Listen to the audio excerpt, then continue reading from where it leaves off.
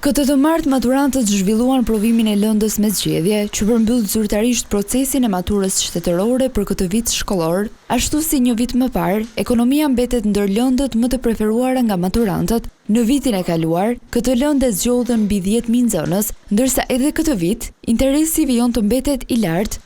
Nuk mungojnë as lëndë të tjera si biologjia apo psikologji dhe qytetari. Do të vazhdoj për financë kontabilitet, edhe lëndën që zgjodha ishte ekonomia, është një lëndë që e kam përvetësuar shumë mirë, e kam me pasion. Unë zgjodha lëndën e biologjisë, duke qenë se është një nga pikat e mia më të forta, dhe gjithashtu provimi ishte i një nivelit mesatar. Kisha zgjedhur provimin e biologjisë, ishte provim, le të themi, i ngarkuar, stomatologjia për mjekësi. Shpresoj inshallah e kap dhe pretendoj shumë. Të pyetur nëse studimet duan t'i vijojnë në Shqipëri apo jashtë saj, maturantët ndajnë mendime të ndryshme.